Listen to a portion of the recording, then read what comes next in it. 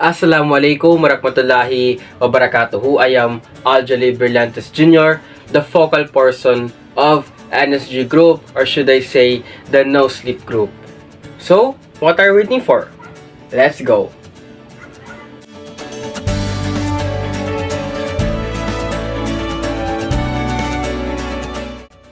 This subject title is SPE 313, or the Research 1, reported by NS Group, or the No Sleep Group, which the members are Brillantes Al-Jalil Jr., Solano Abidan III, Ebong Norshad, and we also have Bayam Muslimin.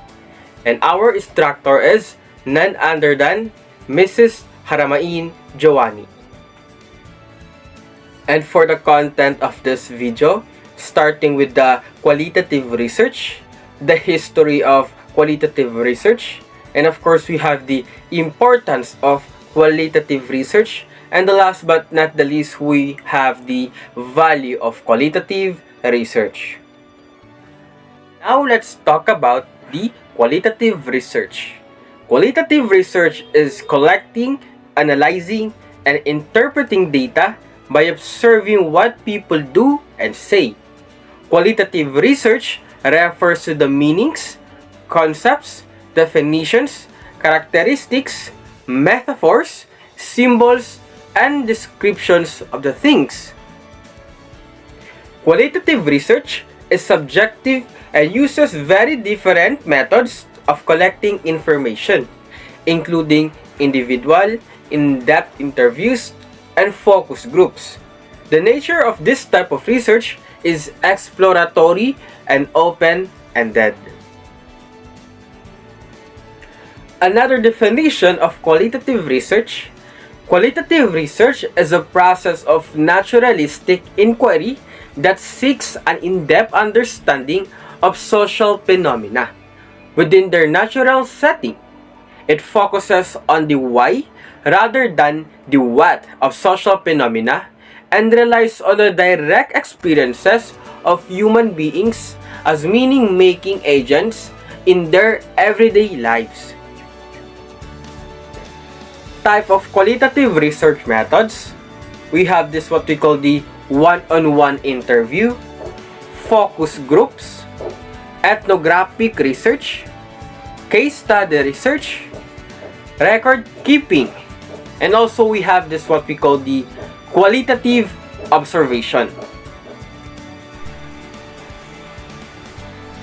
To understand where qualitative research is heading, it pays to have a quick glance at where it came from. You can see the emergence of qualitative research at the start of 20th century as the influence of psychoanalysis started to enter into the commercial world.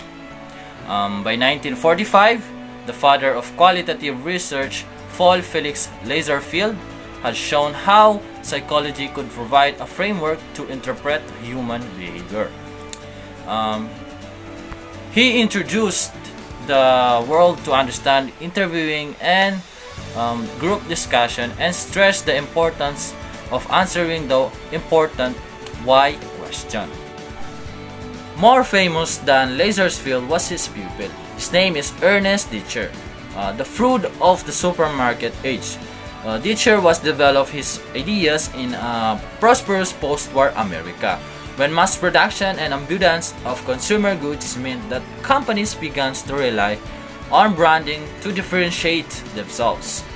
Arguing that people didn't know why they made the purchasing decisions they did, he began to uncover the personality behind brands and the hidden desires and urges behind the purchasing decision. During the 60s and 70s, projective techniques such as word associations, sentence completions, speech bubbles, and role-playing all began to gain traction. This era also saw the qual versus quant debate heat up as qualitative methods started getting established. Up until this period, scientific, probable quantitative research was the dominant paradigm, and it would continue to be so until the 80s, when qualitative research really started to deliver what clients wanted. The explosions throughout these decades in qualitative research encouraged people with different skill sets to add to the mix, and it was no longer necessary to have a psychology degree to be a qualitative researcher. So qualitative research makes up 80% of global research spend and has grown to embrace a myriad of ideas and methods from linguistic, social sciences, and psychology. So that's all for my report. Thank you and stay safe. Good day everyone, my name is Rosette Ebong and I'm here to explain to you what are the importance of qualitative research. I'm also one of the member of the NS group or the No Sleep group. So let's get started. The importance of qualitative research. Qualitative research is very important in educational research. Why? Because there are things that more capable of doing some more information gathering and others, as it addresses the how and why in research, because qualitative research is more on hows and whys and what's of a thing or a subject, and enables deeper understanding of experiences. One of example is what are the impact of this thing and that will contribute to you or the effect to you. Qualitative research allows you to ask questions, so you can ask questions in qualitative research that cannot be put in numbers because of the elaborative and more congruative reasoning or understanding in this topic.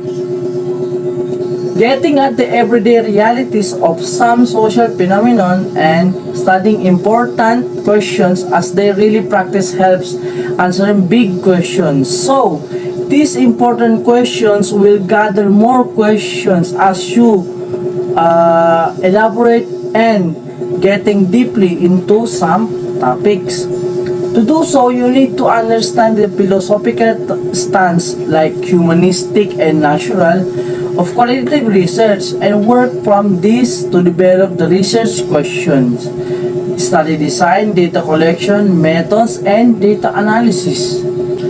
So, qualitative research aims to get better understanding through first-hand experience. So, you know what is the capability of the qualitative research is to gather some information to experience of the people, like for example the impact and effects of something or like that. You will know what are the effects and the aftermaths of some circumstances of some people. Okay, so truthful reporting and quotations of actual conversations, like for example the information you have to gather must be a fact, or sa Tagalog, totoo. It aims to understand how the participants derive the meaning from their surroundings, or how their conversation or the involvement in the environment of their experiences. So you will know how the qualitative research will benefit some people with the different circumstances in terms of some experiences. Their meaning influences their behavior. Okay? Thank you very much.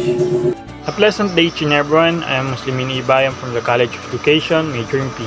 So I am the last reporter of the NS group. So my assigned topic is all about the value of qualitative research. Value of qualitative research is that give voice to the lived experience whilst allowing for a practitioner to gain deeper insight or understanding into the unique experience and treatment needs of individuals. Qualitative research is used in exploratory research design, when the research objectives are to gather background information, clarify the research problems, create the hypothesis, or establish research priorities. Result may be sufficient for decision making in a certain situation. Context of the research, culture, social environment, values participants' view is to seek to understand participants' view, belief in empowerment of the participants. The value of qualitative research is to find the characteristic, strength, and weaknesses kinds of the research. So that's all for our report. Thank you and wassalam.